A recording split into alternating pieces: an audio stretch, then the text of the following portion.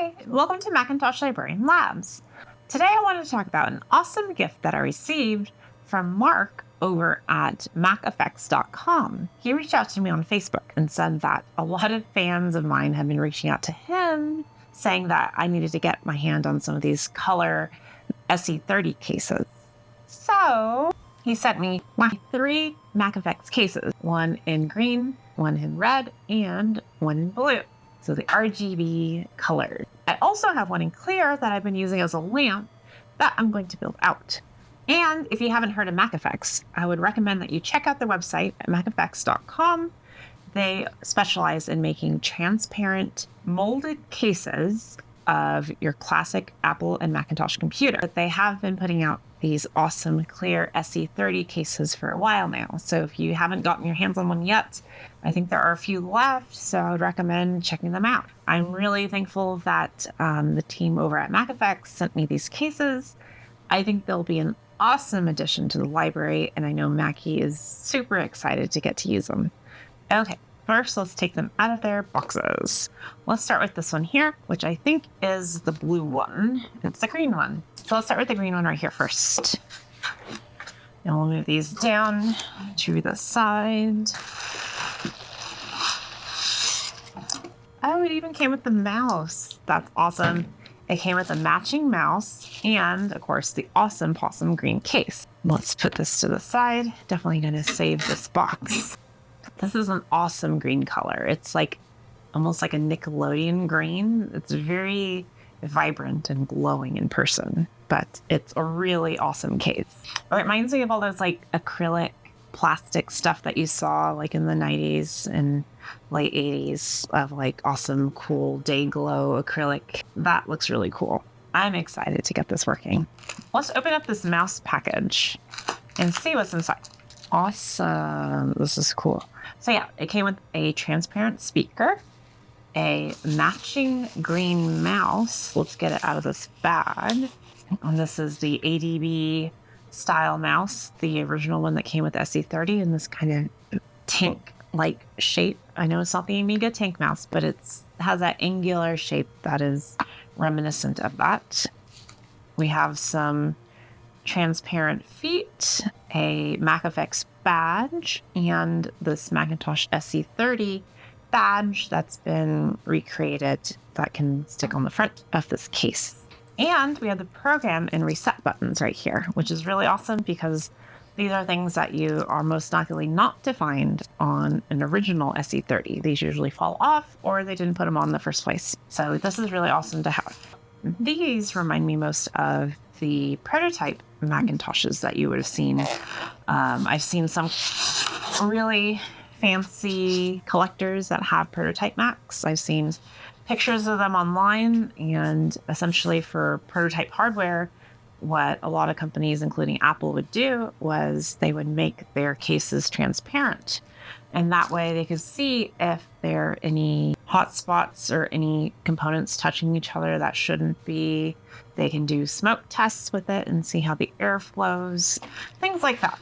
Having a clear case is awesome for debugging and just to make sure that, you know, when everything gets closed back together in the case, that it all fits together nicely. But this red case is looking really awesome. And it also comes with a mouse and clear speaker.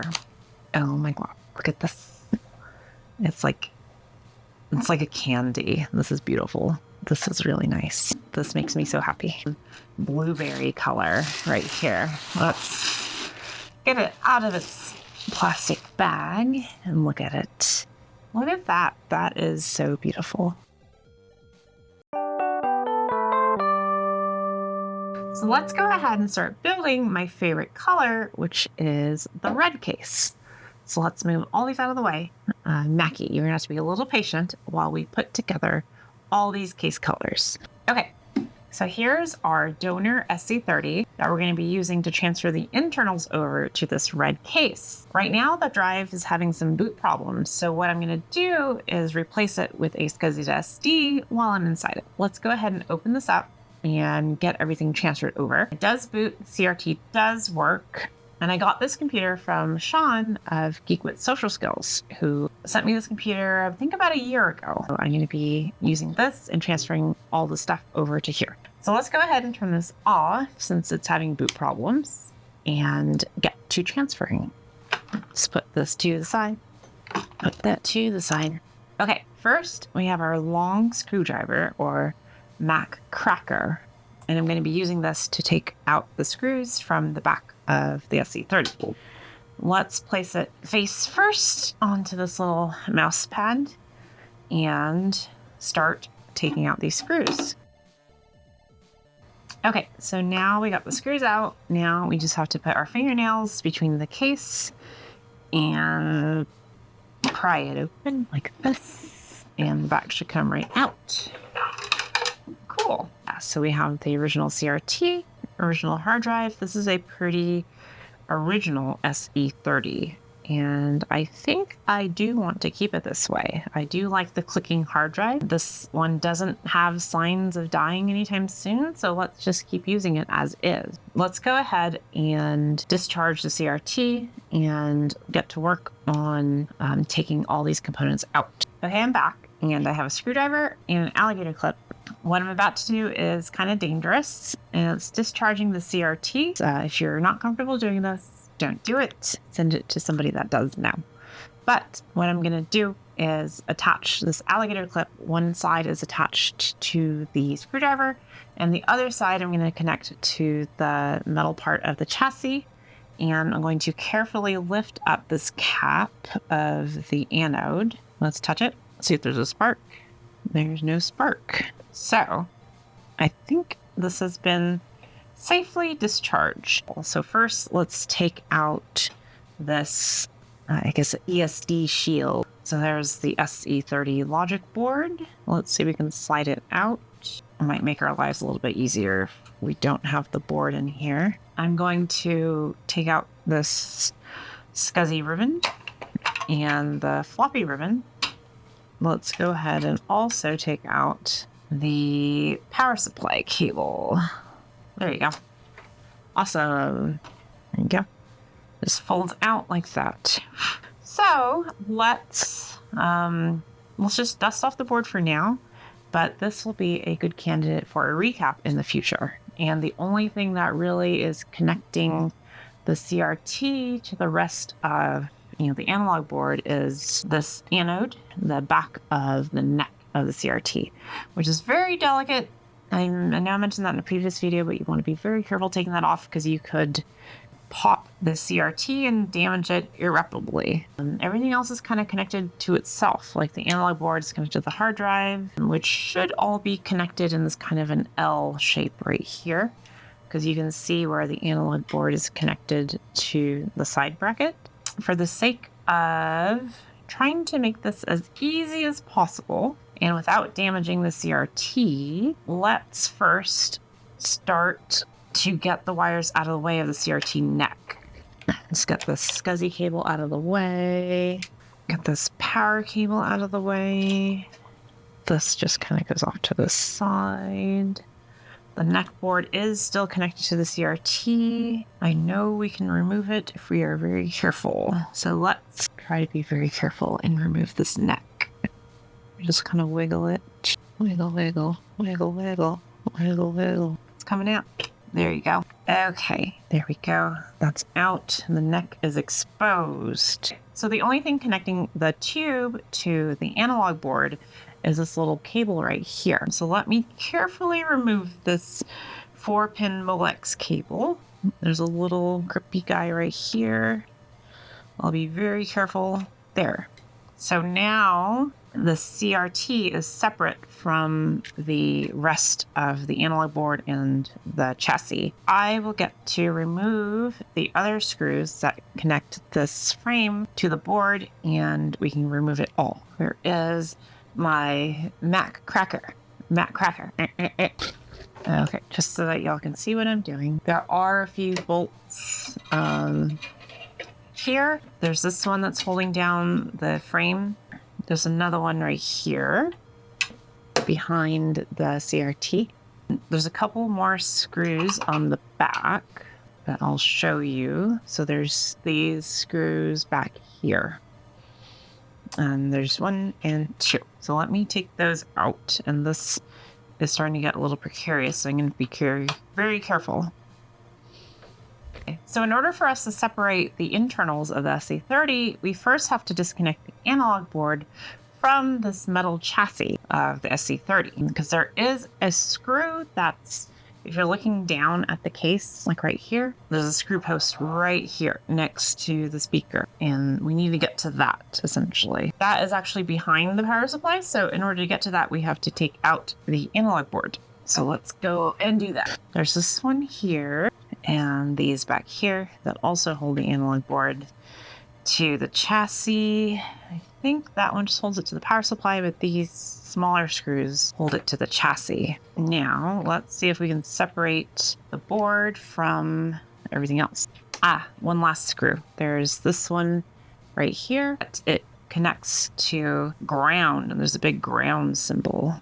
You can hold on to the analog board because nothing is holding it in right at this point except for a few little plastic clips and a hope and a prayer. So let's hope it doesn't fall down. Okay, so carefully take out the analog board, sliding it to make sure we don't crack the CRT. And out it goes. Awesome. Cool. So here's the SE30 analog board with its nice beefy power supply down there and the fan. And here's all the CRT circuitry and the Molex connector that goes back to the power supply. The caps on this look fine to me. I know that eventually they will need to be replaced, but the CRT was working well. So let's put this to the side and get to removing the rest of the chassis component. So here is the last screw that I was talking about that was keeping us from actually removing this metal chassis in all in one go, because it's hidden behind the analog board. So once this is out, the metal chassis should now be separated from everything else, and it should just come right out. Might need a little bit of wiggling because there is this plastic post right here that's kind of as a guide post to hold it in place. But there it goes. And now we have the main frame of our SE30 out of the case. So now that we have this chassis out, all we have to do is take out the CRT and swap everything over to the new Mac FX case. For the CRT, it's essentially the same step, same screws that are right here. We're just going to remove them carefully. Thankfully, all these screws are the same pitch, the same size, the same length, so you don't have to worry about mixing them up. They are all just Mac screws, you can think of them like. And let's carefully pick up the tube by its side, and there you go. The tube is out, and now we're left with the front fascia of an SE30. I'm Maccy now.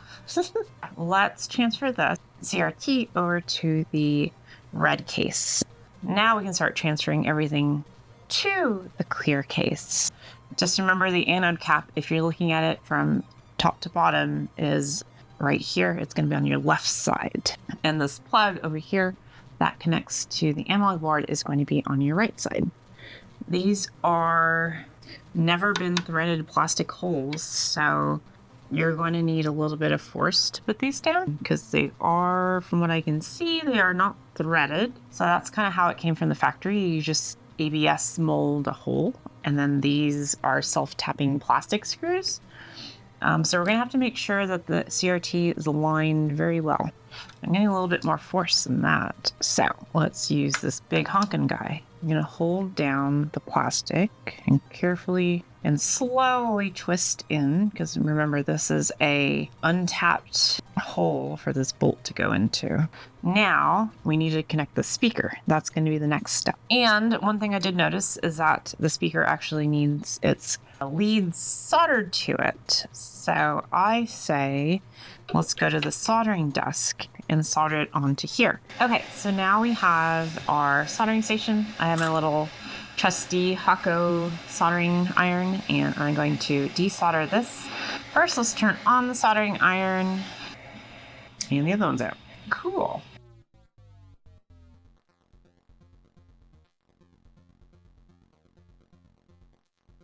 So now it's done. I just soldered the two wires together. Now let's go put this back inside our SE30 case. So now we have the wire soldered to the speaker. Let's go ahead and put that in. So in the manufacturing process, Apple actually uses heat to melt two of these posts to keep the speaker in place. So I'm going to try using a hot glue gun to put some glue down to hold down the speaker. A little glue, two little gloops. The stringiness is just like a booger. It's just a big booger. Maybe I should just melt the posts. Let's try it again. Okay, so the next step is to put in the chassis. We need to do that next because this screw that's right here near the speaker is impossible to get if we already have the analog board in. So let's go ahead and put in the chassis, then we'll slide in the analog board afterwards. So let's get the awesome possum SE30 chassis. Make sure that the speaker wire is routed through the bottom like this, because that connects to the logic board. Okay, so there's a post right here on this side that I'm having a very hard time aligning. Egg. Let's see. I might need to... There it goes. It is very tight, but it fits in perfectly now. So that gave me the right guidance. So it's supposed to sit flush against the front of the case. So make sure that this part of I guess I'm going to call it the metal chassis, is sitting flush against this front part of the case. There might be a little bit of an angle right here, but this is the important part. This needs to be flush with the front. I say that, but I'm not sure. I say it with confidence, but am I really sure? We shall see. Okay, so got that in.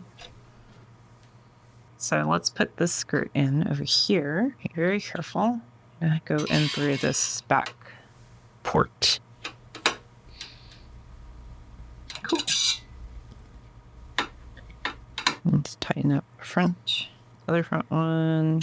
Okay, now let's see. The other two are over around on this side. So you got these two right here. So actually having this long screwdriver does help because it would be really hard to get this much torque on these screws without it. Awesome. Okay, those are in. Now let's get, there's one more I missed over here by the hard drive. Let's see if we can do that. Let me show you where I'm talking about. Right here, right on top of the speaker. Right there. Okay. Having this long screwdriver, T15, is really handy because you don't have to be putting too much torque right here next to the neck of the CRT.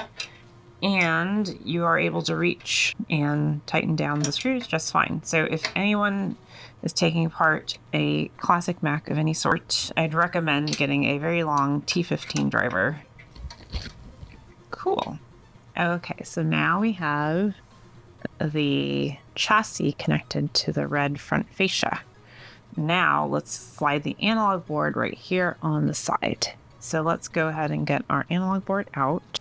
Let's see, I'm going to be very careful not to break the neck of the CRT. Let's put it in like this and then slide it down. The case. There's like a little lip right here and it has to go between the power supply. So one thing you need to be careful with is the brightness knob that's in the front. You have to make sure that that gets lined up when you put it in.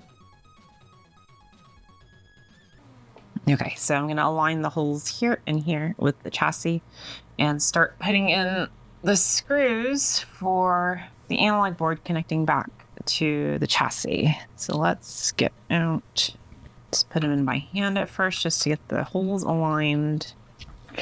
Oops, might need to loosen this one up a little bit. The holes aren't 100% aligned. This is why it's a good idea not to make things too tight until all the bolts are in. And this goes on. Let's make sure all the screws are tight. Now let's connect the ground wire back to the chassis. And you'll see that one is already threaded. So that's where you connect the ground wire. Ta-da! Cool. Okay. So that's all connected now. Now let's connect the CRT back to our analog board. So let's get the anode cap put in. There's these little prongs on the inside. So you want to put one side in first, push it, and then put the other side in. I wish my eyes were cameras, but they are not. Now, let's put on the CRT neck. You have to be very careful. You'll see that it lines up, and carefully make sure the pins are aligned and start sliding it down. I'm rocking mine back and forth just to make it go on a little bit easier. Okay, that should be on. I forgot that this has a little ground plug to it on this bolt right here that holds down the CRT. So let's go ahead and take this one out. I need more strength. So yeah, let's go ahead and take this out and then put down this grounding wire.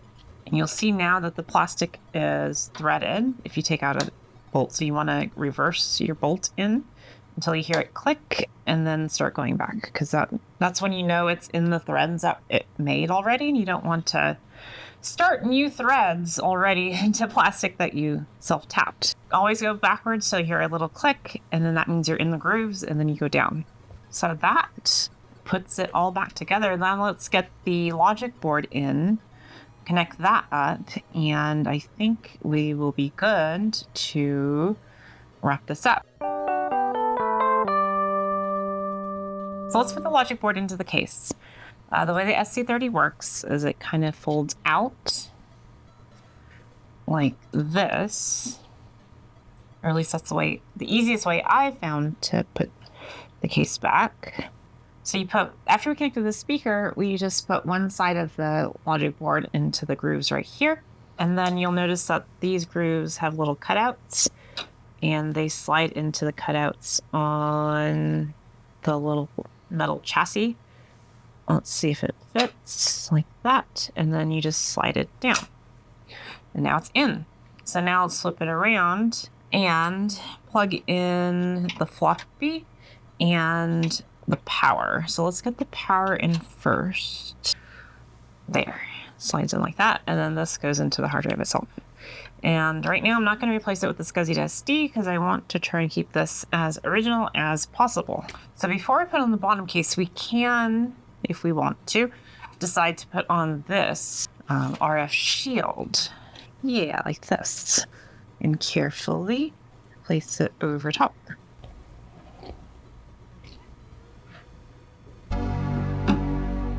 Perfect. And there we go. So one thing about this case is that there is a little bit of a larger gap between the front fascia and the back of the case, but that's normal.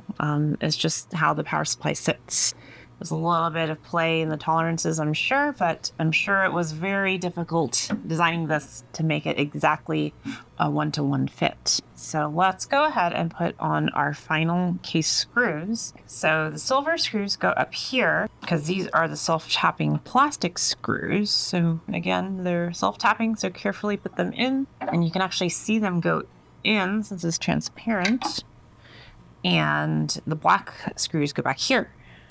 Oh, before I forget, let's put this feet on, and then we'll get on the badges and all that cool stuff. So let's get the little clear feet on the bottom. One little foot goes in there. Another little foot. Another little foot goes into here. And finally, the last little foot goes into here. Perfect. Cool. All right, let's put this back up like so. Awesome. There we have it. A nice red Macintosh SE30 case that's transparent from MacFX. It's very beautiful. So let's get the little name badge right here. That is beautiful. Cool. So now we have a red SE30. And so this is really exciting. Let's go ahead and boot it up to see if it works before we get the mouse. Just I want to make sure that we put it together properly and connected all the wires right and all that stuff. So again, this hard drive does need to be re-imaged, so I don't mind starting it up without a keyboard. Awesome. So I went ahead and booted up this SE30 just to see if everything works. And it looks like it does. We have an image on our screen. I know I need to re-image this hard drive, so right now it's not booting, but we have an awesome working transparent red Macintosh SE30, thanks to the guys over at macfx.com for sending this over. Here we are a couple days later, and one thing I wanted to do is set up this nice transparent red ADB mouse that MacFX sent us to match our beautiful red MacFX case so that we can get it awesome and ready to go. And so all the parts will be matchy. So right now I have a old ADB beige mouse that's not too yellowed, but it's definitely could be cleaned a little bit. But I'm going to transfer the insides of this mouse into this transparent red case. So let's go ahead and start that. First, I'm going to take my handy screwdriver and use a small bit and take out these 4 screws that are on each corner of the mouse. So now that we have all 4 screws out, we should be able to just pry off the top part, and we'll see our insides of the ball mouse right here. We'll see that it is a little dusty, but I think a little bit of canned air should clean this out pretty easily. Let's go ahead and put it back into this red case. So let's just look at the differences inside this red case versus the ADB case. So as you can see here, the stock ADB mouse has these little posts right here, in which this one does not have. So we might have a little bit of trouble fitting this in. There may have been another revision of this mouse. So this is the Apple Desktop Bus mouse, family number G5431, made in Malaysia. Not sure if there's a different revision or not, but let's try moving the components over and seeing if we have any compatibility issues. So there definitely was a revision of the ADB mouse that isn't compatible with the case that I have. As you can see here, this has a higher cross right here, whereas this mouse right here, you can see the cross is a little taller. And also here on the main body of the mouse, you can see that there are a lot of differences on how the trackball goes in and where those mounting posts are. So we may have to do some modification, or I'll try a different mouse. Okay, so here I have another ADB mouse. This one is made in Taiwan. It is also, let me see if the family number matches. So they have the same family number, which is G5431, but we'll see if the insides are different. They already have different bottoms. So we'll see if this one right here is compatible. So thankfully I have multiple mice that are the same shape, so we can try them out. Okay, so already we see major differences in the motherboard of these 2 mice. Despite their outer bodies looking very similar, we'll see that the one made in Malaysia, which is this one with the brown board, is very different than the one made in Taiwan, which is the older one, I'm assuming, which has a Logitech chip on it. So now let's take out the board of this ADB mouse, and wire should just come out easily by twisting it. Let's go ahead and dust this off a little bit before we transfer it.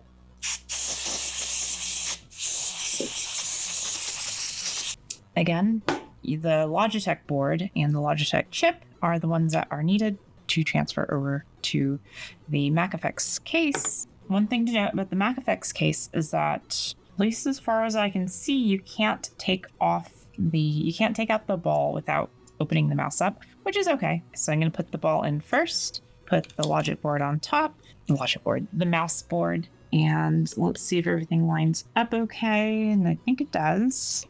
Let's put that in, put that on, and then put on this cover. Cool. And let's flip the mouse over and we can just put in the screws and hopefully this will be good. Let's test it out. Something's not fitting right. Let me see. Okay, so I have been fiddling with it and I see that there is a part right here that needs to be cut. Essentially what this is a little peg that keeps the board from going up. This may have been something put in for manufacturing purposes. Either way, you need to trim it so that the board can sit flush with the mouse. And something like this is expected. It's a very niche product. And as you can see, there's different revisions of it. So there may be some tolerance differences with the board that Apple created and the board that was tested when they're creating the mold of the MacFX case. But using flush cutters, we should be able to trim out some plastic right here and get it to sit more flush. So let's try it out now. There. So we have to make sure the seam around the edges is even, that it clicks the ball and put this in. Let's get the lid on. Once the lid is on, you can see that everything fits together well when the seams are sitting flush and your mouse can click.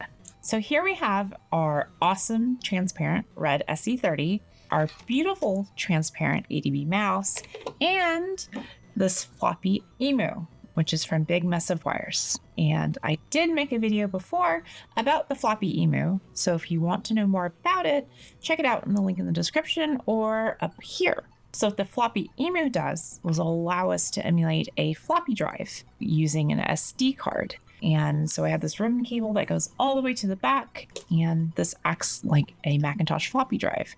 And you can also program it to where it acts like an Apple II floppy drive as well, and even a hard drive up to 2 gigabytes.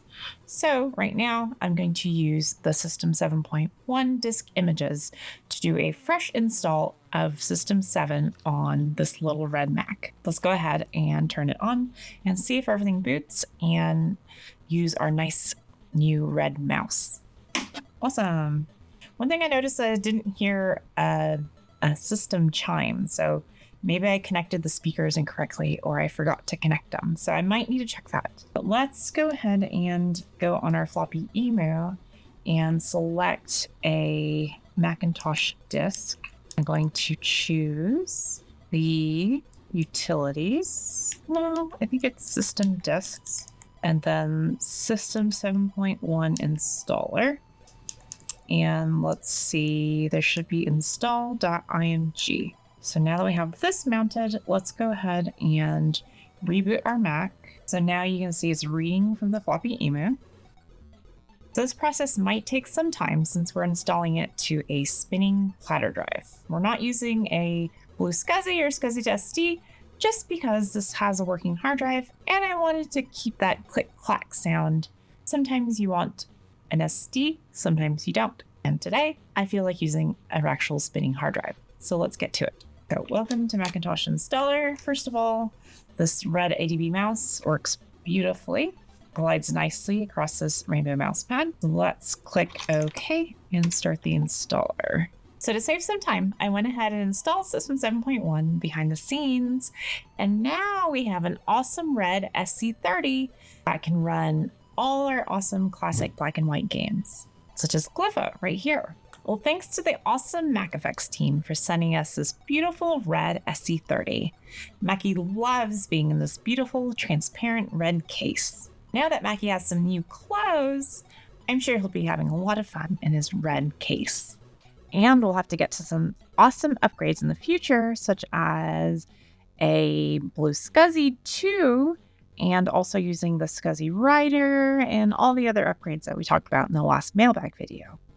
Well, that's all for today's episode of Macintosh Librarian Labs. I'll see y'all next time. Bye, everyone. Bye. See you next time.